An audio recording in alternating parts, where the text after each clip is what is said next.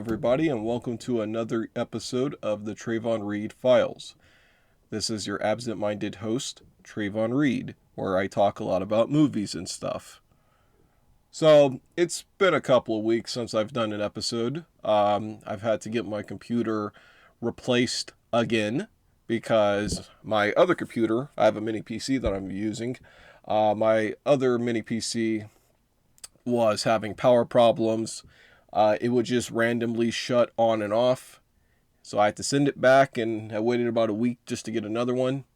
So I've been very behind on episodes, and it kind of frustrated me a little bit because I like to keep this a little bit more consistent, because I'm the kind of person where I'll start something and then either if it doesn't work out well or whatever the case is, I might get lazy. A lot of it has to do with the fact that I'm ADD or ADHD, so a lot of that really comes into play. I'll just sort of forget about it, but I want to try to keep this podcast very consistent. And I think this will be the first episode I upload on my YouTube page, just to see how it performs. Will probably be the only episode on there, and then the rest of the episodes will be unlisted, so you'll only have to access them via playlists. But whatever, I'm just rambling right now. So what, again, brings me, where do I need to keep everybody up to speed with?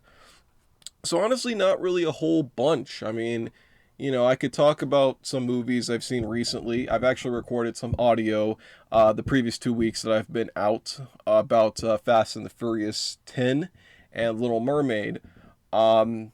I think I'm going to replay those audios for you so you could kind of understand where I came, my opinions on those two movies. And then I'll talk about some other films that have came out recently. And we'll also talk about the box office here. But anyways, let's get started with the first film I'm going to share as my opinions on Fast and Furious 10.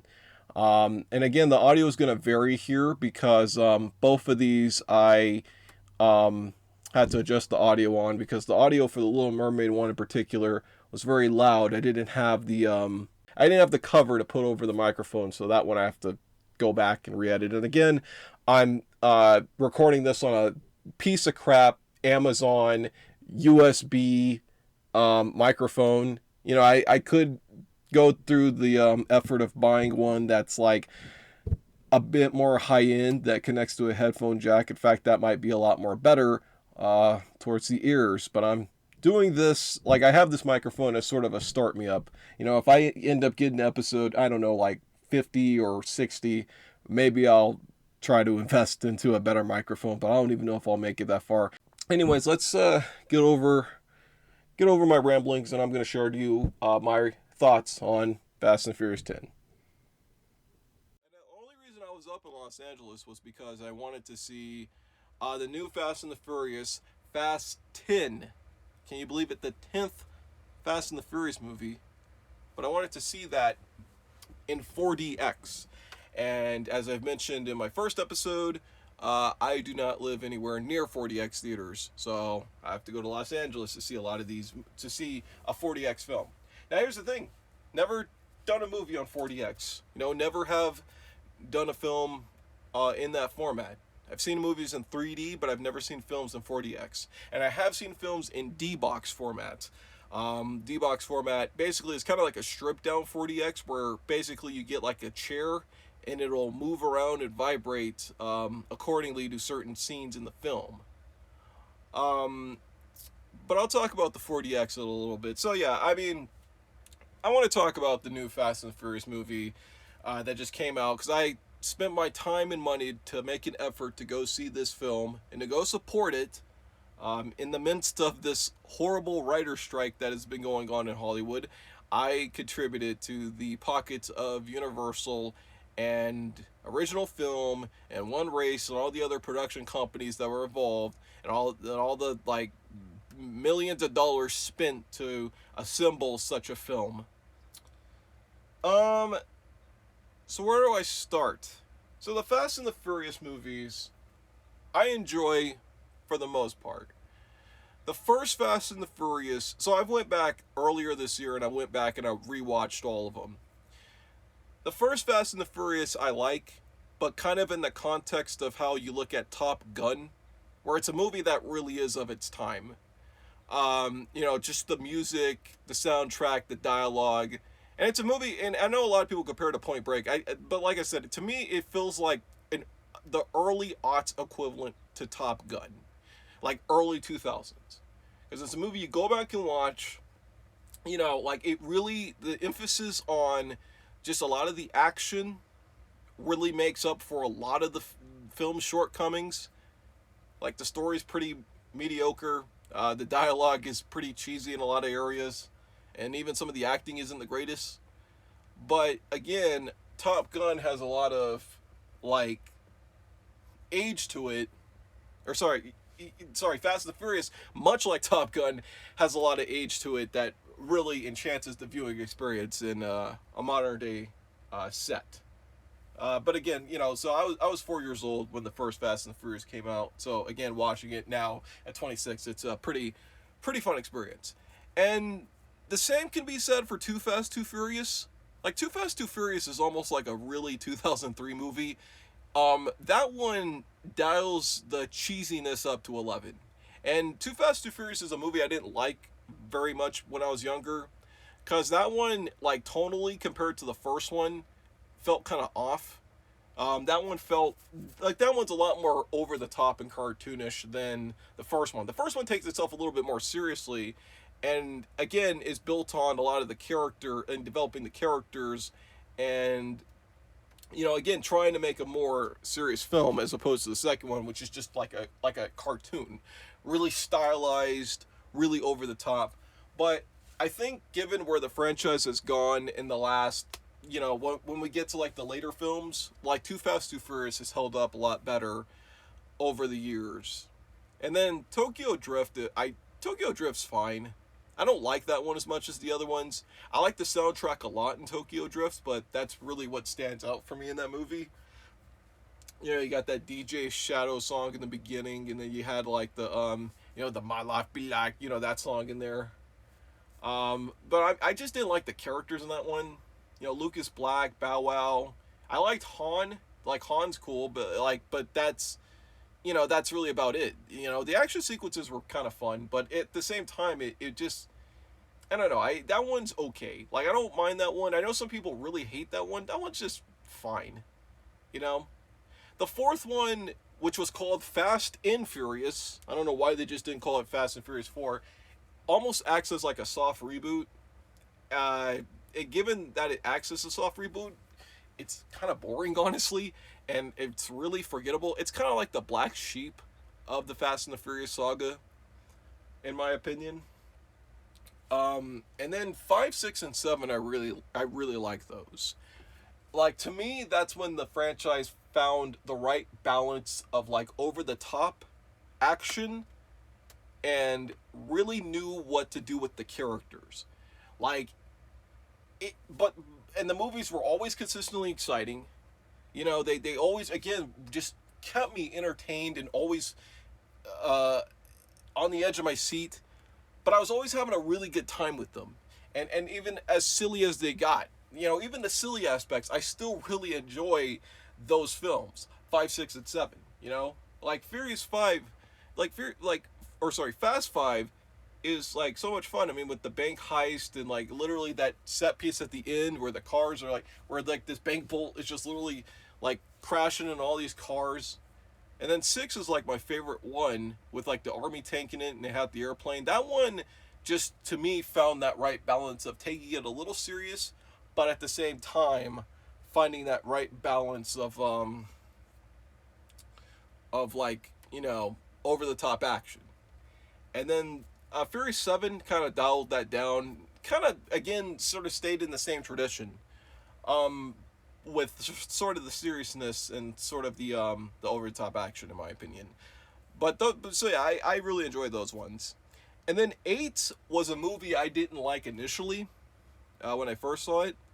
I liked it a lot better when I rewatched that one. That one was more, I feel like that one was like a lot darker than like the other Fast and the Furious films we were getting. Like that one wanted to take it up just a little bit. Like they took that one a little tonally in a different area.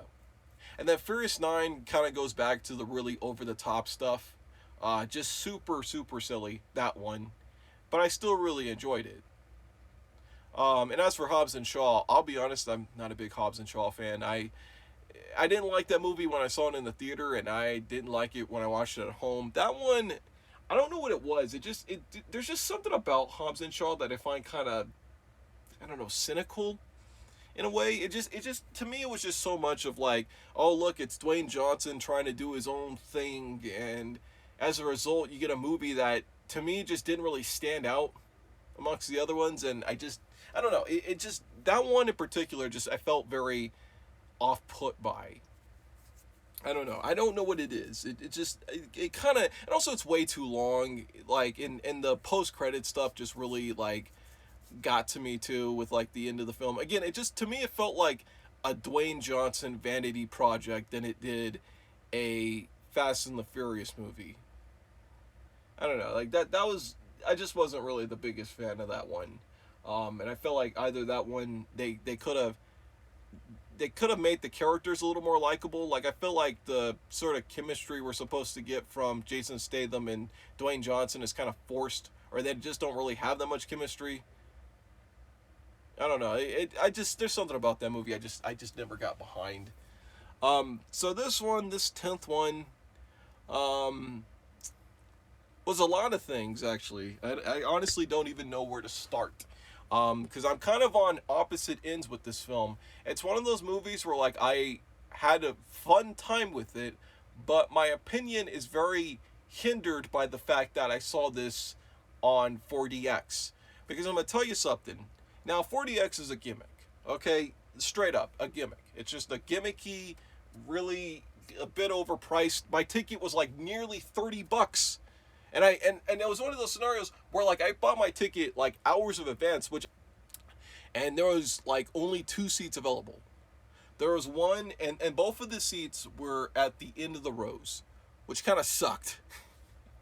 Because end row seats are a little more dangerous than getting the like, middle seat, like getting a seat in the middle. So yeah, I had to get a seat at the end of the row. So, as I'm watching this movie and as the seat's jerking around, I'm almost falling out of the seat. But it made for a really fun experience, in my opinion. Lots of fun. The 4DX presentation was really fun. I mean, they really, like, even though it's so gimmicky and over the top, it just made the experience of watching this film a lot more entertaining for me, at least. Because in addition to the 4DX, you're getting like water shooting at you. They got smoke coming out. There's also like certain scenes where like a character will smell something, and like the theater smell, you could smell it in the theater too. It's stuff like that where it's just like they literally like, it was just so much fun being in like the 4DX screen. Now I wouldn't do it for like every single movie. Honestly, it would be one of those things where I do it for maybe like a couple of other films. And then never really do it as much, because it's just one of those things where like if I did it like all the time, it would become very exhausting and I would get like really, really tired of it. But I felt like for this film in particular, a film that just doesn't have the greatest story, and a film that just isn't really that great, it kind of worked for, because the movie itself is honestly just kind of repetitive and very just derivative of a lot of the other stuff in the Fast and the Furious movies. I feel like this one, you just did not have a good focus on the characters, and they just did not know what to do with the characters in this one. The plot is just like, Jason Momoa is like the villain of the film, and Jason Momoa as the villain is really the thing that holds the film together for me. He really stands out as the villain. He's the only person in this film, I feel, that gives the film that energy and boost and fun and excitement that was pretty much lacking throughout the rest of the film. But yeah, Jason Momoa is the villain, and I don't even really remember what his motives were. Like, I think he just wanted to blow stuff up, and eventually he ends up kidnapping the son of Dominic.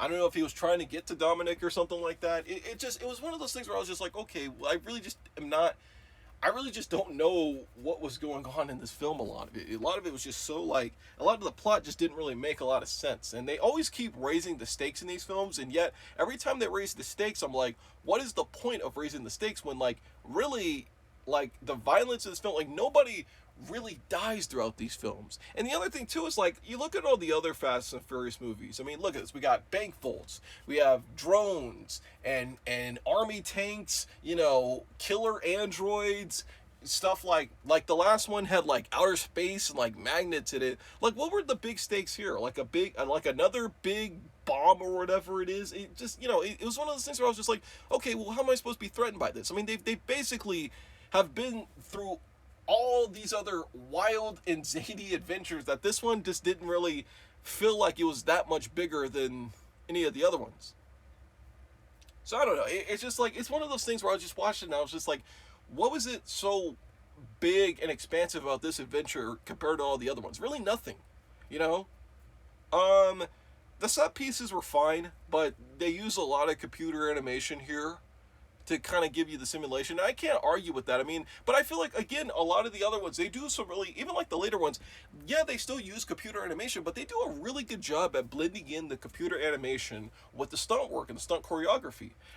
Like, I remember, again, that last one with, like, the magnet in it, like, a lot of those cars look like they're actually getting destroyed and wrecked. Like, there's actual, like, real destruction happening. And that looks really cool to me. But a lot of this film just felt very, like, I don't know, like, just very cartoonish, which is silly to say because all the other movies, I mean, they're all like cartoonish and they're all like over the top. They're all, you know, just goofy and bizarre. But there's so many times where I was watching this and I was just like, am I watching freaking monster trucks or am I watching like some action blockbuster? I don't know.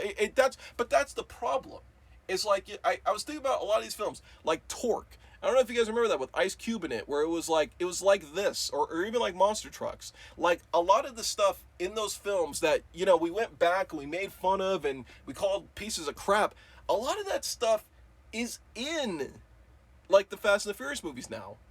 You know what I mean? Like it's just so over. It's just as over the top and as silly as something like Torque or Monster Trucks. It's just one of those things where it's just like, it's just I can't even like take these movies seriously for even like a 10th% or anything like that. I don't know. It's just one of those things where I watch these movies and I'm just like, I know they're silly and I know I can't even get mad at the stupidity, but here's the thing. After a while, you just don't really care about what happens. You just sort of sit there and you're just kind of like, okay, well, it doesn't matter because it's going to work out some way at the end, or when this character gets blowed up, it's going to work out to some degree, you know? Even though these characters, you know, you sort of know that they're not really going to get hurt or they're not really going to get attacked, you still do like these characters and you still do want to see more of these characters. Because even when the movie was over, I was like, you know what? Yeah, it wasn't that great of a film, but I still want to see the next Fast and the Furious. I still want to actually invest my time and, you know, money to see whatever these characters are going to do next. Yeah, this one was a bit of a fluke. You know, it was just sort of okay. Another thing about this movie, they introduce a lot of new characters, and a lot of them don't really have a lot to do. Brie Larson in this film, not really a lot from her that she's doing. You know, there's really no reason to have Brie Larson in the film. Like, they give her this big introduction, and then she just kind of doesn't do a lot. And then there's the actress, I forget how to pronounce her name, but it was the actress who was in the Suicide Squad as Ratcatcher 2. She's in the film, and she really needed a lot more screen time. This actress, by the way, really adore her. Loved her in the Suicide Squad movie. And she was also in the new Guardians of the Galaxy. She makes like an appearance in that. I love this actress, but like, man, she really needed a lot more screen time. Another thing is, they make her Brazilian, but the actress is Portuguese. Didn't really understand why they did that. Yeah, I don't know. It just, that to me didn't make any sense. I mean, you got that, and again, too many characters, but again, they don't really know what to do with these characters. The John Cena character, I mean, he kind of is just bopping around with Dominic's son, so they're giving him a little bit to do, but like, the rest of the characters, like, you know, Ludacris and Tyrese, they don't really have a lot to do with the plot. You know what I mean? They're just sort of there. And even like legacy characters like Han doesn't really have a lot to do. Like as I'm watching this film, I'm like, these are like, again, legacy characters we've been following, and why even have them in this film if they're not really going to contribute to the main plot at all? Instead, they contribute to like this subplot that doesn't really add up to a whole bunch anyways, except for a glorified cameo that's already in the trailer. And I mean, that's the other thing. The movie, a lot of this movie felt like a lot of what I saw in this movie was already in the trailer. Like I already saw, like a lot of this film was pretty much in the trailer. Like that 3 minutes in the trailer is just mostly the entirety of the film. You know what I mean? And again, like I said, they just keep raising the stakes up, like making them higher and higher. But like, what is it really going to matter when, you know, like I said, these characters aren't really going to go through that much of peril, you know? I don't know. Just not really on the edge of my seat with this one like I was with some of the other ones.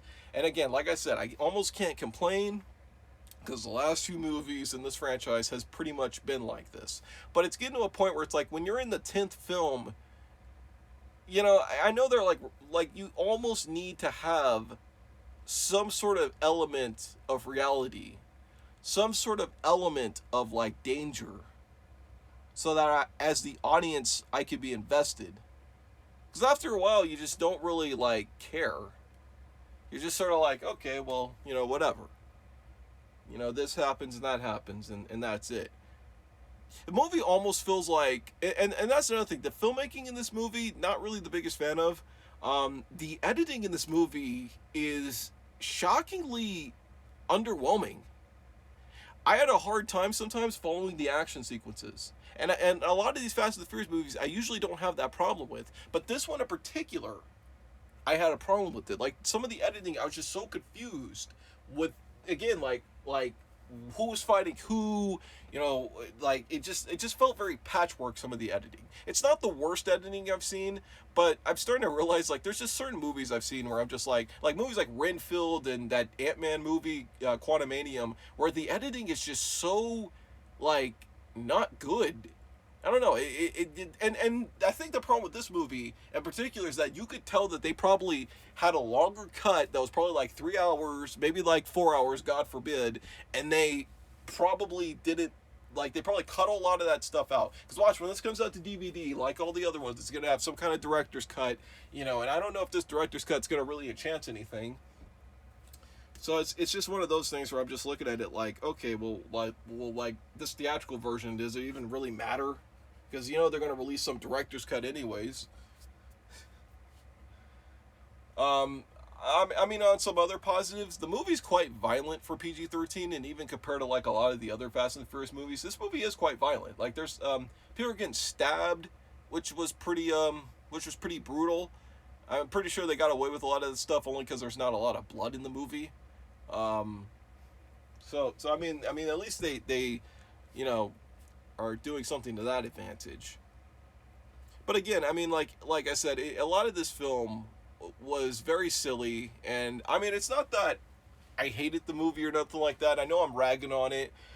At the same time, I still enjoyed the film, in spite of its immense stupidity. But you know, I just still had a good time with it. But again, I almost feel like my good time was enhanced because I sat in a D-box seat, or sorry, like a 4DX seat, and saw it. Because I wonder if I did not see this with the 4DX, if I would have liked it as much. And to be honest, I probably wouldn't have, to tell you the truth. Like, it's just something that just tells me, like, you know, this movie only worked, or the only reason I liked this movie as much was because I saw it in that like larger format, or that like more expensive format. So my attitude with this movie is like, if you're a fan of the Fast and Furious movies, and you're sort of are into them, you probably should expect to get what you want to get, or you probably should expect to get what you're going to get, you know, by this point, you know. I will say, if you're not a fan, honestly, don't even bother. I would recommend watching like 5, 6, and 7. Don't even bother watching like the first one and all the way through. Like, just watch like the 5th or 6th one and see if you like it. And that way, you could get a better idea on how you stand on the franchise. Uh, but I feel like this one was kind of a little more underwhelming compared to the other Fast and Furious films. I'd rather, I prefer 5, 6, and 7 over this one in particular. Again, those ones I felt you cared a lot more about the characters, and they gave the characters a lot more to do in those ones. This one just felt a bit rushed and kind of half baked. I also feel like maybe like this one was made during the pandemic, so maybe there was a little bit more stuff that they couldn't do. Um, Also, this movie had like some really weird cameos in it. There's a cameo by a former Disney Channel actress, and I'm not gonna bring it up, or I'm not gonna say who it is, but like when you see it, it's just gonna be one of those things where you're like, well, why did they do that? Like that was like a really strange cameo. But yeah, I mean, the movie itself, um, like I said, if you're a fan of Fast and Furious and you just kind of know what you're gonna get, and if you know what you're gonna get, or you're more into like, well, I expect this, then I think you'll have a good time with it. But overall, I'm just kind of conflicted on the movie because it's one of those things where it's like the more I'm thinking about it and the more I'm talking about it, I'm kind of leaning a little bit more the negative side. But it's just not one of those things where like I was mad or angry after watching it. It was just one of those things where I was just like, well, it was what it was, I guess. But I don't know. Again, I feel like seeing it in the 4D format really did engage my viewing experience.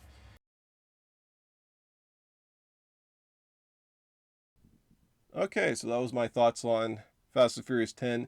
Thinking about it after about 2, 3 weeks after I've seen the film, I think I'm just about the same as far as my thoughts have gone, on the film. I tell you one thing. This next movie, The Little Mermaid, I honestly haven't thought much about ever since I recorded this, and I recorded this literally hours after I saw the movie. So, anyways, let's roll that audio, shall we? And then I saw that Little Mermaid because there's nothing else that came out this weekend, and it's like, of course, the damn Little Mermaid movie came out this Memorial Day weekend when butt fuck nothing fucking comes out in the goddamn theaters. Is Little Mermaid? Why not release, I don't know, some disposable action flick? My other options, I guess, to see were was that Ron was that Robert De Niro one, which I didn't give a fuck about. That just looked like, again, he's doing that fucking Meet the Parents shit again. It's like, that shit was old after like Meet the Fockers. Like by the time he did Meet the Fockers, he should have been just throwing the towel. But no, it's like War on Grandpa and fucking Dirty Grandpa. It's like, dude, just do movies that are like worth a damn. Again, like I'm sick and tired of that Meet the Parents shit. Do more movies like The Irishman. Like you're an Oscar-winning caliber actor and you're just slumming it in fucking Meet the Parents. It's like it's over. It's done. You know what I mean? I hate that. Like, why is it that some actors, they just feel like they got to do the same movie over and over and over? It's like Liam Neeson. It's like he keeps doing the Take It thing again and again. Like, dude, do something a little different. Give me something new. It was like cool at first, but now it's getting old. You know? So yeah, I didn't give a fuck about that. And then there was that one, The Machine, with Mark Hamill, which I barely saw any trailers for, but the trailers I saw didn't really make it look that great. And I think that might be one of those things where I think the studio probably marketed it really bad. And maybe the movie's really good. I don't know. So I saw Little Mermaid because I was bored as hell and there was really nothing for me to do this weekend except see Little Mermaid. And I'm going to tell you something. I don't even really feel like bother even talking about it because I knew I wasn't really going to like it when I saw it, and I really wasn't the hugest fan of it. I didn't hate it. I don't think it's awful. I don't think it's terrible. I don't even think it's a movie that's like objectively awful. But it's just one of those things where it's like, I went to go see it and it's over. It's done. The end. And I'm like, that's the problem. Because here's the thing. I'm filming this, or I'm recording this audio a few hours after I saw the damn movie, and I'm going to tell you something. I could give you a better plot synopsis of Larger Than Life with Bill Murray than I can Little Mermaid. In fact, I think talking about Larger Than Life is a lot more of a better investment with my time than talking about the Little Mermaid remake. Now, to be fair, there are some positives. I think the acting in the movie is actually really good. The actress that plays Ariel, I think her name is, it's Holly Bailey, which gets really confusing just trying to pronounce that. I get her name confused all the time. I'm like, is it Haley Bailey or is it Holly Bailey? It just, But she was good in the movie, and Javier Bardem was good as King Triton. You know, the acting was good. Really, that was the standout.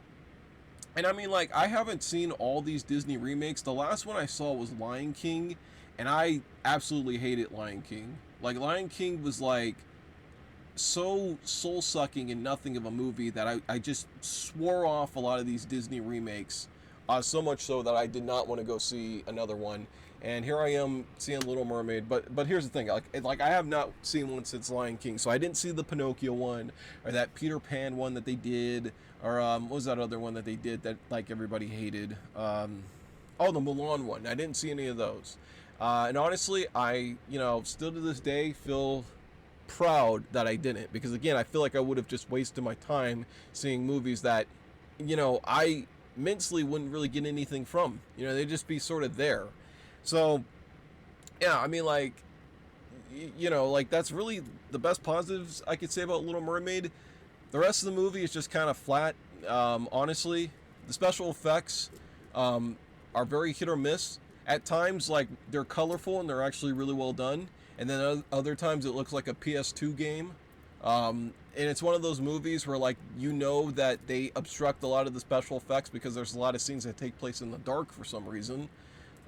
Because again, like, they know the effects ain't that great, so it's like, well, they just have to hide everything in the dark, to make it look not nearly as bad. What else can I say about this movie? I mean, and I feel like the stuff that they added in that was like new didn't really add anything at all. Like, it was just one of those things where it's just like, we just have it in the film, but it's not really making the film any better. And it really wouldn't make the film any worse if they took a lot of that stuff out. Maybe I guess on hindsight it probably would have. But I will say, in comparison to Lion King, it is noble that Disney did try to make some kind of attempt to do a different style of film, or like different brand of remake. It didn't feel like the same. I mean, majority of the movie, about, like, I'd say 95% of this movie is the same as the animated one. Also, this did not need to be 2 hours and 15 minutes. And that was the other thing about it. I was like, I would never want to watch this movie again, because the animated one's like an hour and 16 minutes long. And in my opinion, it's not better because it's animated. It's better because it understands what to do in an hour and 16 minutes. And this live action one just spends so much time dicking around, just feeling restricted because it has to be like the animated one. You know what I mean? Like I said, I mean, it don't even matter. Like, now that I'm talking about it, I'm not going to remember this movie. Like, this movie is like cinematic deja vu, or like cinematic whiplash. Like, it just happens. And like I said, like, cinematic deja vu. Like, give it like before, like, if you ask me about this movie in like 3 months from now, I'm gonna be like, oh, I don't know, it was okay or whatever. I didn't like it.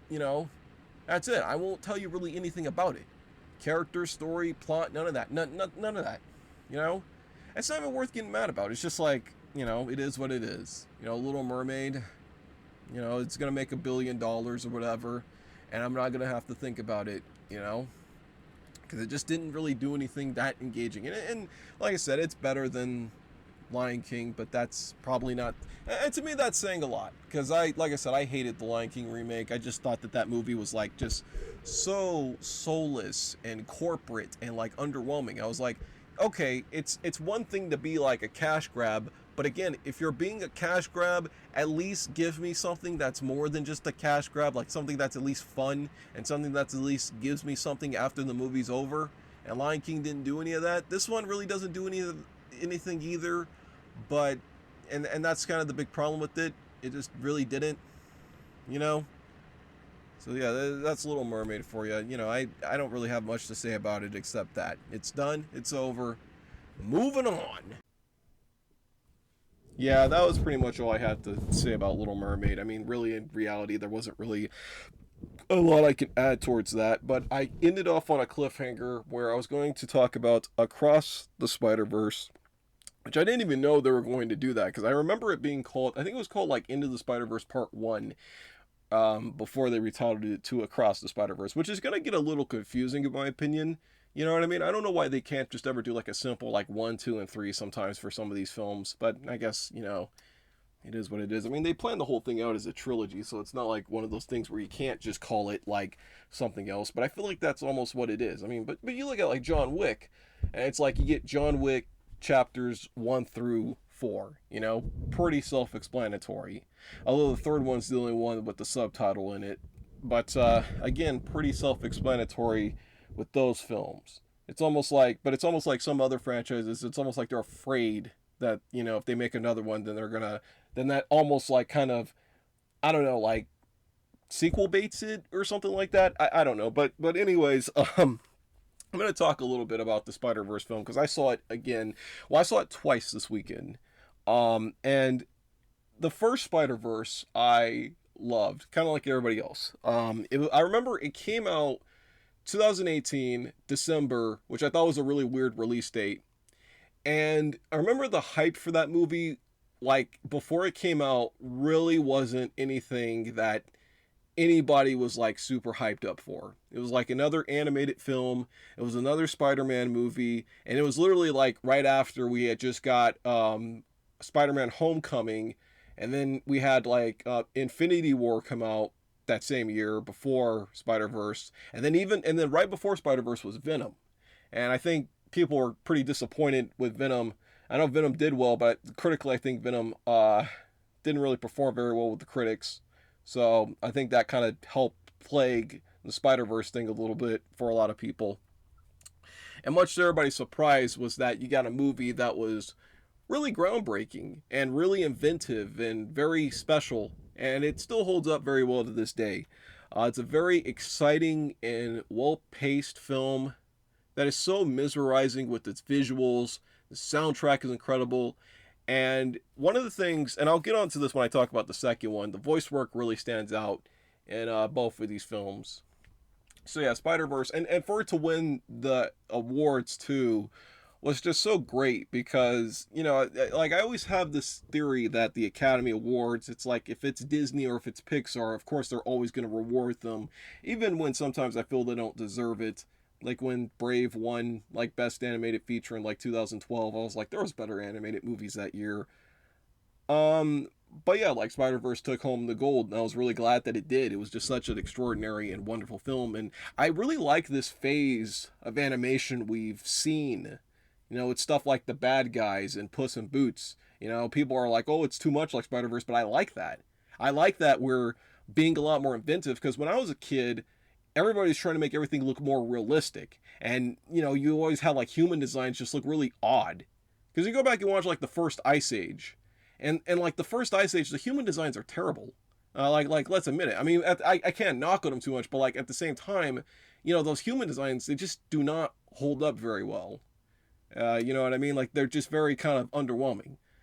But I like that now, after like in a post Spider-Verse world, we're not afraid to make movies where characters look cartoonish, and you know, they again, and I like this because it brings you into a sense of the world of like an animated film. It's really focused a lot more on just how the movie looks, as opposed to just trying to do a lot more cool stuff with the computers, you know, like really cool CGI and really like inventive, like trying to make the next Terminator 2 or something like that. You know what I mean? So I think that Spider-Verse, like the place animation that it has, I think is a really, really good thing. And I really admire it. But yeah, I was concerned about the sequel a little bit because I was afraid that it was just going to be another one of those animated sequels where all they were going to do was just try to like set up stuff for like future sequels, but not really establish or give me a reason to care about the later sequel or whatever it is. Especially when I heard that this was a two-parter. You know, I think about like the Lego movie, for instance, and that was one of those movies I loved. And I was pretty disappointed with like the second one, because the second one just felt like, oh, we're just going to sit here and develop more stuff and try to shoehorn in more IP. It's like, oh, look, we got this IP and that IP there. And at the end of the movie, it wasn't that the movie was bad. It was just one of those things where I was just like, what am I left with? Like just the whole series of Lego, you know, properties and stuff. I had that same problem with Frozen 2, where it was like, with Frozen 2, I felt like they didn't really, like, it spent so much time establishing stuff, but none of it really felt like it held any glue to the film itself. It was just, hey, we're gonna do this thing, and that character's gonna be introduced, and this thing's gonna happen, but it's only just it felt like set up for some Disney Plus thing or some like sequel. And I was like, again, give me like something that felt a lot more compact and contained. And I could gladly say with the Spider-Verse sequel that this sequel did not feel as open-ended, or sorry, not as open-ended, what's the term I'm looking for? It felt very self-contained on its own, for the most part. Because a lot of this film, one of the things I really liked about this movie was that even though Miles Morales is like the main character of the film, a lot of this film felt like Gwen Stacy's movie. And I liked what they did with that character a lot in this film. And I liked that we got to know her a lot more. And it didn't feel like, oh, we're just going to do it because there's going to be some Gwen Stacy like spinoff or whatever it is. No, it felt like it plays a huge part into this story, into Miles Morales' journey as Spider-Man. And just watching, especially watching it on a second time, it really enhances, for me, the viewing experience. And you really do get to like that character a lot more in this one, because in the first one, like, that character does play a big role into helping out, Miles Morales, but in this one you understand like why she's in this film, and I like that. I also like the new spider characters that they introduce in here. The one from India and the punk rock one, especially the punk rock one, had like really fun animation. Really like the animation on that character. I will say they did come off more as like throwaway characters. But I mean, I felt like in the context of where the scenes, where they had to be used, it made sense in the context of where those characters needed to be. You know what I mean?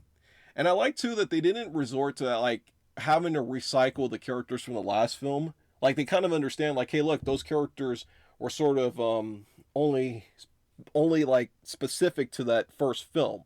It's not like we have more to do with, Spider Pig or Spider Ham, because I think of Spider Pig from the Simpsons movie so much. Like, every time I see that character, I just think of the Simpsons movie. Or we have more to do with the Penny Parker character, the anime character. Like, we don't have much to give them to do, so it's like we're not gonna have those characters in it. And I liked how they set up the multiverse concept a lot in this film. But again, and I know like they introduce a lot more like Spider-Mans and stuff, or Spider-Man characters, but it didn't feel like it was just there just to shoehorn in more IP product placement. Like, I didn't watch this movie feeling like, oh boy, they're gonna make like a Spider-Man about this or a Spider-Man about that, or that's gonna get its own movie or TV show. No, it felt like when they showed those characters and those Easter eggs. First of all, the Easter eggs didn't feel patronizing. Like, they didn't feel distracting. And the movie, I feel like Phil Lord and Chris Miller, people behind it, at least understand how to do Easter eggs and meta humor and stuff like that without it feeling patronizing. Because so much, I mean, as of recent, we've seen so many movies with like meta humor and, Easter eggs, cameo appearances, all that stuff. And there's so many times when you're watching a movie or when I'm watching it, and I'm just feel like it's just so patronizing. It's like, oh, well, I have to be excited about this thing because it was something I watched as a kid or something I remembered. And you know what I mean? It's just that kind of stuff where I just get very sick of it. And this Spider-Verse movie, again, all the references in the meta humor felt very, it felt like it was a part of this story, a part of this, like, franchise, you know? The villain of Spot was a very interesting villain. I like the animation on him a lot. The movie kind of takes a different turn, though, when we introduce Spider-Man 2099. So it kind of moves away from the villain a little bit and more onto the Spider-Man 2099 character. So it's one of those things where, you watch it and like it isn't designed as like a singular like superhero film, as in like, oh, he's got to defeat the bad guy kind of thing, and I like that a lot. Um, I also want to address the voice acting. The voice acting in these films, as I've said, they're really good because you sit there and you watch these films and you never think about, like, you think about who's doing the voices, but it never really is one of those things where it's like, you know how a lot of animated movies you watch and it's like, oh look, we got this actor and they're just doing their own voice, so you know who it is. But these movies do a really good job at hiring celebrity voices, but celebrity voices that really do feel like they're giving good performances to bring these characters to life. And that's something I really like about these films. Because the Spot is voiced by Jason Schwartzman, from like like he's like a Wes Anderson alumni. Because and like his voice, it's funny because he reminded me a lot like Ryan Reynolds. Like his voice. Like when you're watching it, you're just like, is that Ryan Reynolds? Like you're sitting there watching it, being like, is that Ryan Reynolds doing the voice? But no, it's Jason Schwartzman, and that's really funny after you know that factor. So yeah, the voice work is really good. My big complaints about the movie does end on a, I guess this is a spoiler, it ends on a cliffhanger. I didn't really like how the movie ended on a cliffhanger like that. It kind of is one of those things. I mean, it reminds me of like the Lord of the Rings, like the first Lord of the Rings, how like that ends on a cliffhanger, which is something that I felt like Two Towers did a lot more better. But like you think back to Fellowship and how that ended, but at the same time, it's one of those things where even though it ends on a cliffhanger, you do want to see the next part of the film. You know, you do want to actually come back and see more of this, you know? The music was good in the movie, but in my opinion, it just will not live up to the sound. Like the soundtrack in this film will just not live up to that first movie. Like that first movie had like one of the most memorable soundtracks of like really in most animated movies out there. Just such a really well versed, good soundtrack for that first film. And I feel like the songs here, they're good, they're really good. But at the same time, they just don't quite get to that same level as that first movie. You know, you just don't have that sunflower, or at least for me, you just do not have that sunflower. And you know, that's something that, you know, you do, that I did want at least. But other than that, I mean, the animation is just incredible, and the action sequences, I mean, oh man, do they just stick out like they're just some of the most striking and imaginative and just fast paced and energetic. They're just incredible action in this film. And another thing too about this movie is even though it's 2 hours and 20 minutes, it didn't feel like that because it just moves. I mean, the movie really just moves and it never gets boring. It does slow down a little bit in the second act and even in the first act a little bit. But to me, it was one of those things where even though it slowed down, every scene felt like it had to be in the film. Like no scene felt like it didn't serve a purpose. You know, like we're just doing this because we just have to do it, you know? So the pacing I thought was really good. I mean, what else can I say about this film? I mean, the music score was really good in the film, by Daniel Pemberton. He still does a really good score, but he's a really good composer, so I usually really like his scores. Let's see, what else can I say about the film that I really liked? I mean, I think I've addressed pretty much what I wanted to address about Across the Spider-Verse. The way I see it, listen, families at large, okay, ditch the mermaid and hang out with Spidey, all right?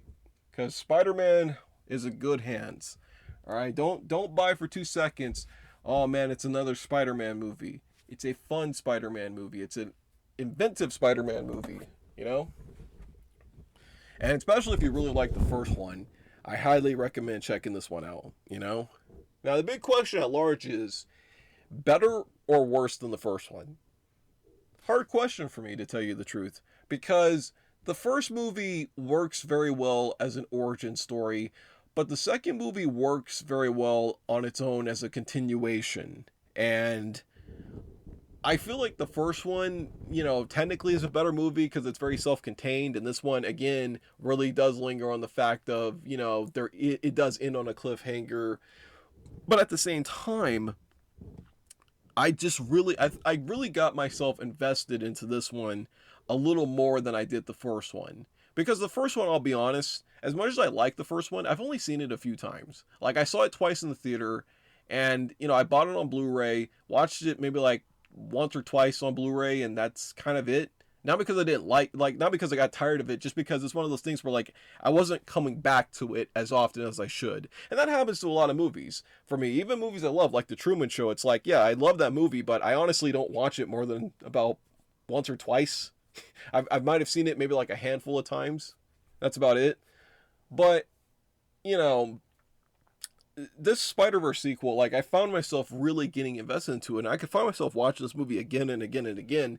And it's one of those things where, even if you haven't seen the first one, they do catch you up to speed very well to where um, the character of Miles Morales, and you could still, like, it still stands on its own without the first film, And even though it makes references to the first film, it doesn't quite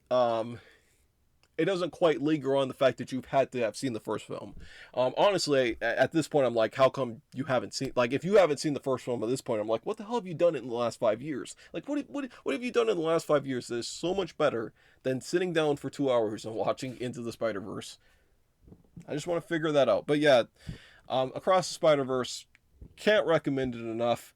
Definitely see it on the big screen. I will say, if you're epileptic, probably going with caution. It is a very flashy film with its visuals. Um, but again, the visuals are so entertaining, and it was just so, like, fast paced and kinetic, and just, very, like,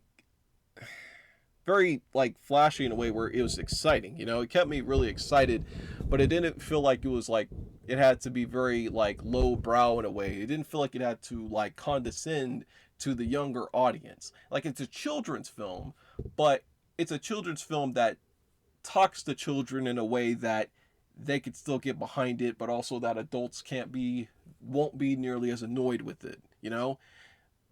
And not because it has, like, dirty jokes or nothing like that, but because it's just a story. The story is, like, really does pack a lot of emotion and themes into it. Kind of reminded me a lot of, like, The Iron Giant, like another film where, again, it's a children's film, but there's a lot of themes and emotions and elements into it that just are so captivating that they stick with you to really any age. And that's 100% wonderful. Across the Spider-Verse gets my highest recommendation.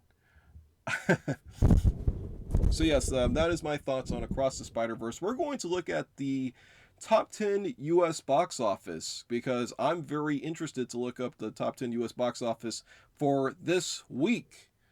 So let's see what we got here, ladies and gentlemen.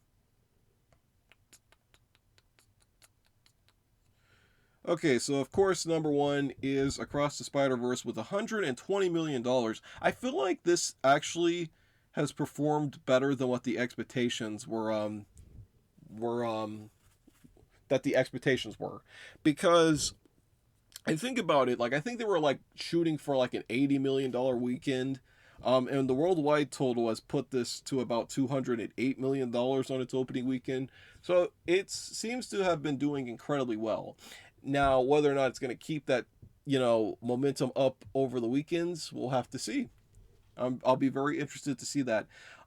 Because also keeping up the momentum, even though it's dropped about 57%, Little Mermaid. It has about a $40 million gross this weekend, bringing its total to $186 million. Its worldwide total is about $300 million, so it's doing very well. I don't remember how much this movie needs to break even, but from the looks of it, it seems to be doing very well. And then a movie that I don't think anybody really cared about, The Boogeyman, which I honestly forgot even came out this weekend. The marketing didn't really make it look super duper engaging, and the reviews were just sort of okayish for this film. It made about $12 million this weekend, and with the international gross, it's about $20 million. I'm assuming that this is a good, box office for a film like this. A lot of these horror movies don't really cost more than about $13 million sometimes. You'll get, like, the Blumhouse, and you'll get, like, the A24 putting out very inexpensive films, but this one's put out by 20th Century Fox, so it's probably got a little bit more money put behind it. Guardians of the Galaxy 3 is in fourth place. So far, it's made about 700 million. So I assume it's doing very well. It's kind of one of those things where I look at this and I'm like, almost in a better world, this would make like $1 billion. But I feel like the Marvel fatigue has kind of kicked in a little bit to the point where the best that this movie is going to do is about 800 mil. But I don't know if it's opened up in about every single market or so. Speaking of, it probably would have done better in another world. The Fast and the Furious 10 is in fifth place this weekend. The worldwide total really is what matters for a film like this. I mean, it's made about 128 million here in the US, but it's made about 474 million internationally, bringing its worldwide total to about $603 million. So again, I don't know how much this needs to break even, because I read that the budget was like $340 million, which is like insane for a movie like this. I mean, you think like that's a lot of money to spend on stuff like Fast and the Furious 10. I mean, like, do these film studios not realize that, we're kind of, most audiences are getting kind of tired of the multiverse stuff just a little bit? Number 6 is Super Mario Brothers. That's already made its money back. About My Father, that's that Robert De Niro one. That's only pulled in about $2 million this weekend. It made about $8 million in total. You know what I mean? Not really much to say about that. And then closing out the list, You Hurt My Feelings, which is a A24 film, only came out in about 900 theaters. None of the theaters where I'm at. It's made about $3 million total, and also was it Gerard Butler's in this? I don't know how to pronounce the name. Condor, something like that. It's only made about $4 million in total. So yeah, I mean, that rounds up the box office weekend for this week. Nothing really super duper crazy except for Spider-Verse's success. I wonder how it'll bat against next weekend when Transformers Rise of the Beast comes out. That's a movie I'm going to have to see. I'm going to leave you guys on a little bit of a cliffhanger because I'm going to talk about some more stuff. But next week, let me just reiterate that before I see Transformers Rise of the Beast, I've seen all the Transformers films excluding Bumblebee, and I could safely say that Transformers is one of the worst franchises I've ever had to sit through. The first movie, notwithstanding, the first movie I think is at least watchable, but the rest of them I think are pretty awful. And I'll talk about that more next week when I talk about Transformers Rise of the Beast. I don't really want to get into that aspect of it, but again... But I do want to talk about, some of the summer blockbusters coming out this summer, because I was thinking about that. I was like, I go to the movies a lot. Like almost every week I go to the movies, because movies is like really the only thing I like to talk about and the only thing I really know. So I'm like, hey, what is the summer blockbusters coming out, of this year of 2023? Well, like I mentioned, Transformers Rise of the Beast is coming out next week. I don't know if that, I don't know the popularity of the Transformers franchise as of 2023. I don't know if it's one of those things that's super immensely popular or what's going on with that. But the week after that, it's going to be something I'm going to skip, The Flash. So I'm going to let you guys in on a little, not secrets, but just sort of thing. Not counting the Ninja Turtles animated film coming out this year, I'm going to take a break from seeing comic book movies in the theater. And why is that? Because I feel like the fatigue is starting to kick in. Earlier this year, we had Ant-Man Quantumanium and we had Shazam! Fury of the Gods. And I didn't care much for either of those two films. And I feel like if it wasn't for Guardians 3 and if it wasn't for Across the Spider-Verse, I would totally write off the comic book the comic book movie genre for the rest of the year. I want to take a break. The Flash doesn't interest me that much. I feel like them using Batman in the trailer is really their way of saying, hey, look, we know our main actor is totally has all these controversy and stuff, but hey, there's Batman in it, and it's Michael Keaton Batman and stuff, and it's like, okay, like, I'm really supposed to care about that? It's like, I don't know, I'm not really as interested. honestly. Like, I'm just like, this is the problem. Like, now we're just doing the media crossover that nobody really asked for. I mean, I guess some people are really excited about it, but in reality, I just don't care. I'm like, okay, whatever. Like Michael Keaton's Batman, okay. I'll wait till HBO Max on that one. Like, it's not like I'm gonna totally skip it, but I think I'm like a lot of these comic book movies. I'm gonna just wait till streaming. And then that week we also have Elemental, which I'm gonna be honest, like for a Pixar movie, the marketing for this one I don't think is that great. I don't think they're doing the best job at marketing this film. It just does not look that appealing from the trailer. Like the concept is just very kind of one note. Like, oh, there's a water girl, or there's a water boy and a fire girl, and they're like, totally different from each other, so they can't be together. And I'm like, okay, that's really the only thing that this movie has going for it, is really just simply the premise. And I'm like, I want something a little bit more than just premise. I kind of want just to hear more. You know what I mean? And I feel like the Pixar now needs to kind of step up their game a little bit. Like Turning Red, I liked, and I liked Soul. I liked Luca. I liked those films. I didn't love them. Well, okay, well, Soul I did. But it's one of those things where I'm like, I don't know. I feel like Pixar, they got to step up their game a little bit. The movie just doesn't look that appealing from the marketing, honestly. And I'll see it because I want it to be good, and I really want like a great Pixar movie. Not that we haven't been getting those. I mean, Lightyear was pretty weak sauce, honestly. But like, besides that, it's just like I really hope that this is a really good Pixar film. But I don't know. Let's see. And then the week after that, Asteroid City, that Wes Anderson one's supposed to expand. I hope I get that one where I live. I know I've mentioned in previous episodes I live out in the desert. But the reason why I address that is because I did not get French Dispatch. And I don't know why that never came where I lived. And I'm still kind of bummed that never did. Because I'd like to see a Wes Anderson film theatrically in the theaters, and I would hate to have to go out of my way like 60, 70 miles just to have to see a Wes Anderson film on the big screen. By that point, I don't know if it's even worth it, but I hope it's good. I hope it is a good Wes Anderson film. I feel like the last Wes Anderson movie that I really, really liked, like 5 stars out of 5, would be Grand Budapest Hotel. I thought that film was hysterical. I thought Isle of Dogs was fine. I didn't love Isle of Dogs like a lot of people did.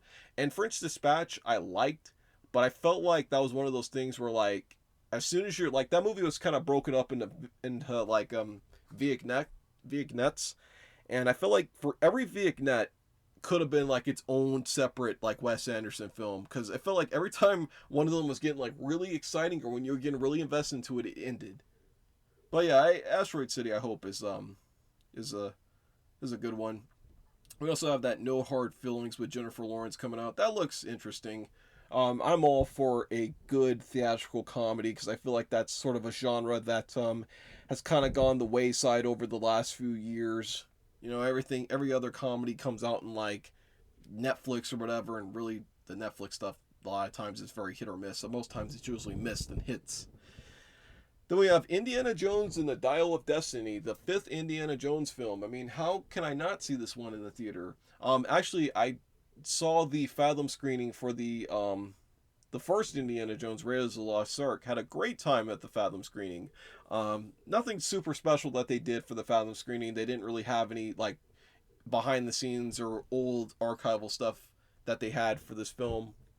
They didn't have like Spielberg introducing it or nothing like that. They didn't even have like the film historian introducing it and closing it out. So all they had was just like a trailer for Dial of Destiny. But I hope Dial of Destiny is at least interesting and still fun.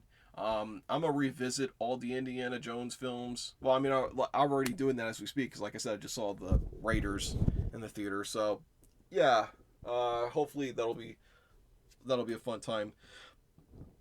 Then we also have Ruby Gilman, Teenage Kraken. Another one of those kind of like Elemental where I'm like, I'm going to end up seeing it regardless.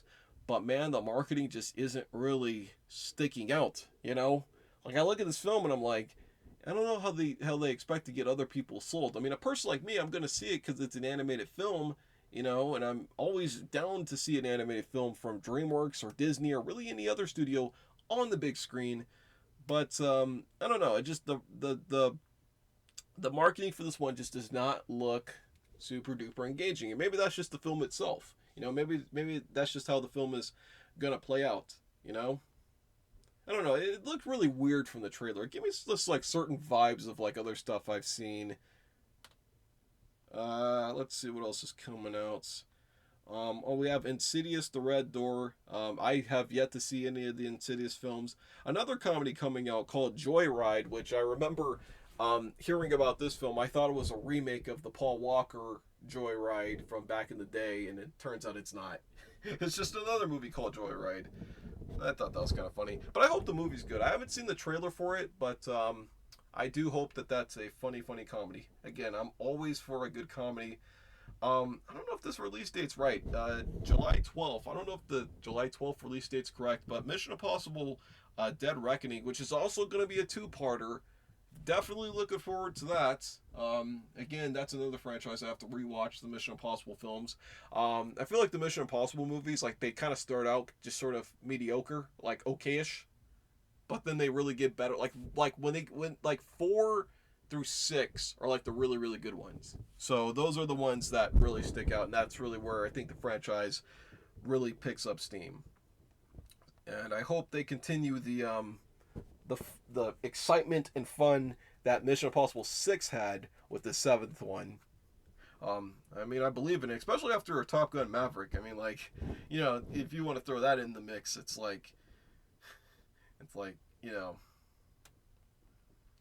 Okay, and then July 21st, we have Oppenheimer, which also looks very good. That's the Christopher Nolan one. Definitely interested in that, mostly because it's Christopher Nolan. Then we also have Barbie, which I've actually yet to see the trailer for that, to tell you the truth. I've seen the teaser trailer, but I haven't seen the other trailers they've released. Surprisingly, have not gotten those trailers when I've been to the theater. And usually I honestly kind of avoid movie trailers online a lot of the time, to tell you the truth. I always wait to see them in the theater. But yeah, I haven't seen the other trailer. I'm interested to see that film regardless, because that's a movie that's been in development hell for a very long time. So I wonder what they're going to do with it. I wonder how it's going to play out. Honestly, it might be better not having seen the trailer for that film. Sometimes that's how it works. Alright, then we got Talk to Me. That's that A24 horror movie coming out. I'm going to be honest, I don't know if A24 is like mismarketing this film on purpose, or this film looks kind of silly. This film looks really silly. Like, you know what I mean? Like, it's like, I don't remember what the premise was. Let me see, because I know I got that trailer before some movie. Let's see. Yeah, it was like that hand or whatever it is, or like they make a wish. The trailer made it look really goofy. Not that it looks bad necessarily, but it's just one of those things where I was like, this looks like one of those things that like a like, I don't know, like a Blumhouse would, but like a lesser Blumhouse film, like the ones they put on like Hulu and stuff. That's what it kind of looked like. But I don't know. I mean, maybe it's really good. I mean, like, it's A24, so at least it'll be interesting. It looks more interesting than Haunted Mansion coming out. This trailer kind of irritated me a little bit, because I really was thinking that when they were doing another Haunted Mansion, it would be like a different tone than what the Eddie Murphy movie was. But nope. It looks like it's just going to be like that Eddie Murphy one. It looks like we're going to do like the more goofy, like comedy or whatever it was. And it's just like, man, I thought this was going to be a lot more like serious, and it's not that it has to be like super duper serious, but if you've ever been on the Haunted Mansion ride, it's a pretty like scary ride thematically. Like, there's a lot of themes that go into that ride that make it really scary. Not like outside of the ride itself. So I don't know if this film's really going to play a part in that. It just looks more like, and again, maybe the marketing is making it look bad, but it's just one of those things where I'm frustrated, because I really did want them to do it a little bit more, like lean into the horror aspects of that, but that's not, it doesn't look like that's what they're going to do with it. It looks like they're going to try to make the Eddie Murphy one again. You know what I mean? The Eddie Murphy movie, I'm going to be honest, didn't like that movie as a kid, don't really care for it now. Always found the movie to be very boring. Like, just very boring. You know what I mean? And it kind of sucks, because really good cast. I mean, like Terrence Stamp, Wallace Shawn, Jennifer Tilly was in it. Like, really good cast, but just such a boring movie. Like, I don't know what happened with that film. You know what I mean? Then we have the Ninja Turtles coming out. again, that looks like it has a lot of promise. I hope it's really good because I really do want to see a really good Ninja Turtles film. I feel like it's been a very long time since we've had a really good Ninja Turtles film, and I know the last one that was animated we had was like 2007. I actually need to watch that one. I think I saw that one years ago on like HBO. I remember it being pretty good, but I need to rewatch that one. Maybe I'll rewatch all the Turtles films. Although I'll be honest, can never get through Ninja Turtles 3 though. That one just, that one just was always really boring. Then we have the Meg 2, The Trench. I haven't seen the trailer for this one, but I'll tell you one thing, I was not really the hugest fan of the first Meg. Thought it was kind of a pretty boring movie to tell you the truth. Like, cool idea, like, a cool idea, or like, the setup was kind of interesting, but the movie itself is just kind of boring, honestly. Like it wasn't even really like the fact that it was bad. It was just like I don't know. It felt like I felt like it was gonna lean a lot more into the goofy stuff, with the shark, but it never really did. It kind of reminded me of Cocaine Bear a little bit, where it's like again the marketing kind of made it look like it was a lot more fun and goofier than it really was. Except I think I enjoyed Cocaine Bear a lot more than I did the Meg. So give or take with that. Gran Turismo. I'm gonna be honest. This movie looks like shit, and I don't want to be like an asshole about it. I know it's a true story, but do they really expect me to be excited about a damn movie based on a driving simulator? It's like really, like of all things, like Gran Turismo the movie. It's like, oh, that's wonderful. What's next? Farming Simulator the movie? I don't know. I mean, it's one of those things, and I feel bad for David Harbour. I always feel like David Harbour never really gets like a like a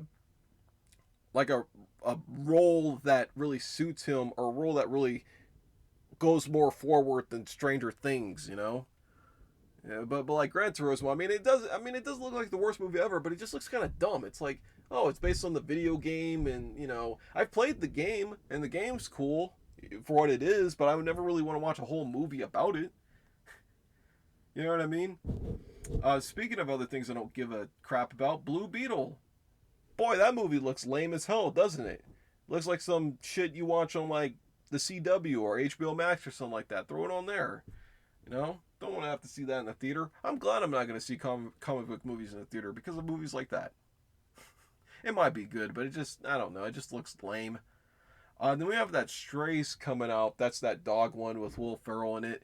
I'm gonna be honest. Movie looks dumb as hell, but it looks funny. I have a soft spot for some of these like talking dog movies. So like to watch one where the dogs are like cussing and stuff. I'm sorry. It looks funny. It looks funny to me. You know. Let's see what else. Equalizer 3. That's coming out in September. I still need to watch the other Equalizer films. Let's see. I want to close this one out with at least one more thing. At least one more movie to talk about here, because I'm already in the cuff of September. I mean, we got like Paw Patrol the Mighty movie coming out. Didn't see the first one because I couldn't fathom the idea of being a 24-year-old asking for a ticket for Paw Patrol the movie. It's just one of those like barriers that I don't want to have to cross. Just I don't want people looking at me all weird, being like, "Oh, this weirdo seeing Paw Patrol the movie by himself." It's like, nah. You know what I mean? I watched some of the show. I remember that theme song. I'm kind of glad we have something like Bluey, because Bluey's at least like clever and cute and funny. Paw Patrol's just like buy stuff the show, whatever it is, or at least to me it is. I never really see the educational value out of Paw Patrol, to tell you the truth. But yeah, I think that's gonna close out the summer blockbusters, or me rambling about summer blockbusters. So yes, I think there are some movies to look forward to this summer at the very least. Hopefully there'll be like some little sleeper indie films coming out too. Again, it really depends on if my theater gets them in or not, because as I've addressed before, a lot of times the theaters don't get in like the smaller films. And now that like the AMC next to me is closed, I don't know how many of those movies I'm even going to get. It really depends on if a lot of those films come out in like 1,000 theaters or something like that. And a lot of times they don't even hit here. But yeah, I do hope that we do get some smaller films out, because maybe they'll be more fun to talk about than a lot of these big summer blockbusters and stuff. Because boy, oh boy, do they get tiring. But I do hope the best for the summer films out there. I always do. Last year was a really good year, in my opinion, for summer blockbusters, like a very good year for summer films. So, will 2023 live up to the hype? I don't know. I don't even know if there is hype, to tell you the truth. But yeah, anyways, I'm going to close out this episode of the Trevon Reid Files. If you've made it this far, I can't thank you enough. Thanks anybody and everyone out there for listening to this insane, rambling, incoherent dialogue that I've just spewed out for about like an hour. But again, if you've made it this far, that means really a lot to me. If you want to reach the show, contact me via email. That is TRER1744@gmail.com, all lowercase. That is TRER1744@gmail.com. Or if you're listening to this on the YouTube feed, just leave a comment down below. Anyways, thanks everybody for listening to this episode, and I'll see you folks next week.